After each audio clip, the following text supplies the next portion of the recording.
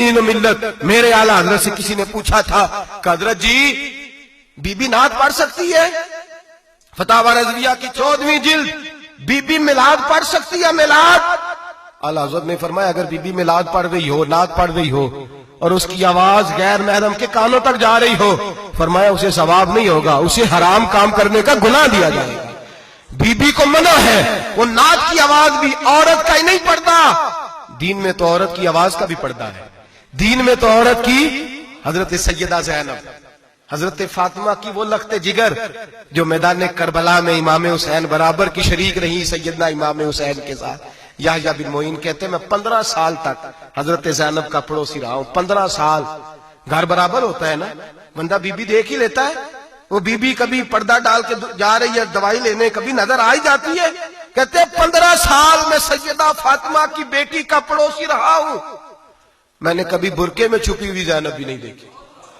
برقعے میں چھپی ہوئی زینب بھی کبھی نہیں دیکھی۔ حضرت عبداللہ بن جعفر طیار جناب علی المرتضیٰ کے بھائی تھے، ان کے بیٹے کے ساتھ ان کا نکاح ہوا تھا، بیمار ہو گئی تو حضرت عبداللہ کہنے لگے زینب چل تجھے حکیم کے پاس لے جاؤں، طبیب کے پاس لے جاؤں۔ تو حضرت زینب کہنے لگی آپ جائیے میرا حال بتا کے دوائی لے آئیے۔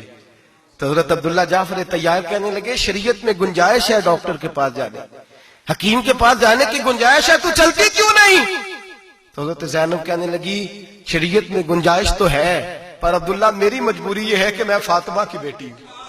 شریعت میں گنجائش تو ہے پر میری مجبوری یہ ہے کہ میں حسین کی بہن ہوں، شریعت میں گنجائش ہے پر میں حسن کی بہن ہوں، شریعت میں بڑی گنجائش ہے پر لوگ مجھے محمد عربی کی نواسی کہتے ہیں، گنجائش تو ہے پر میں نہیں نہ نکل سکتی، اس لیے کہ جتنا کوئی اپنے آپ کو دین کے قریب جانتا ہے اتنا اس کے پیروں میں شریعت کی زنجیریں زیادہ ہوتی ہیں۔ تو جناب سیدنا عبداللہ کہنے لگے اگر تو پردہ کر گئی، اگر تو چلی گئی،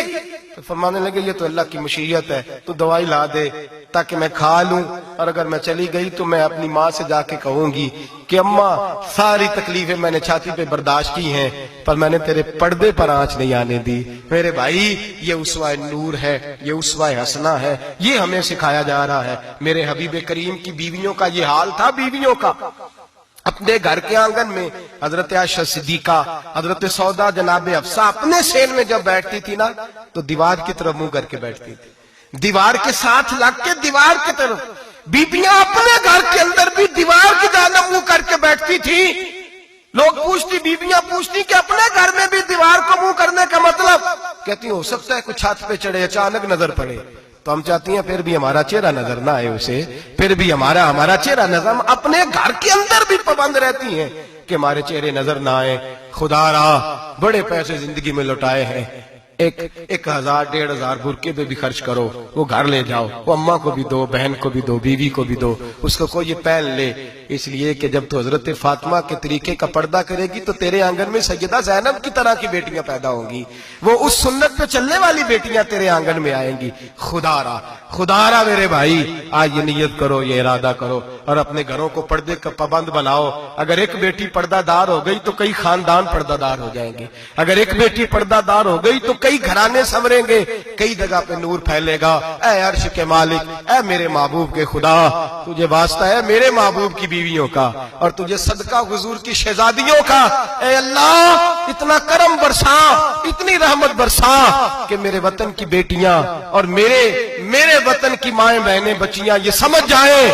کہ ہماری نجات صرف حضرت فاطمہ کے برقعے میں ہے، حضرت عائشہ کے پردے میں ہے، سیدہ خدیجہ الکبریٰ کے حجاب میں ہے۔ اللہ کرے یہ سمجھ جائیں اور یہ جب بھی سجدہ کریں تجھ سے حیا ہی مانگیں، یہ تجھ سے جب بھی سجدہ کریں یہ تجھ سے اپنے لیے چادر تطہیر اور پردہ تنویر ہی مانگیں۔ اللہ کرے مجھ بے عمل کی منہ سے نکلے ہوئے لفظ کسی کے دل میں تاثیر بن کے اترے اور پھر دنیا کے اندر یہ رواج عام ہو کہ ہر کوئی پردہ کرے، ہر کوئی با پردہ ہو جائے۔ اے اللہ تو تاثیر نازل فرما، اے اللہ تو عمل کی دولت نازل فرما، اے اللہ ہماری بیٹیوں کو عزت کی چادر عطا فرما، ہمیشہ مدحت خیر الانام میں گزرے۔ دعا ہے یہ عمر درود و سلام۔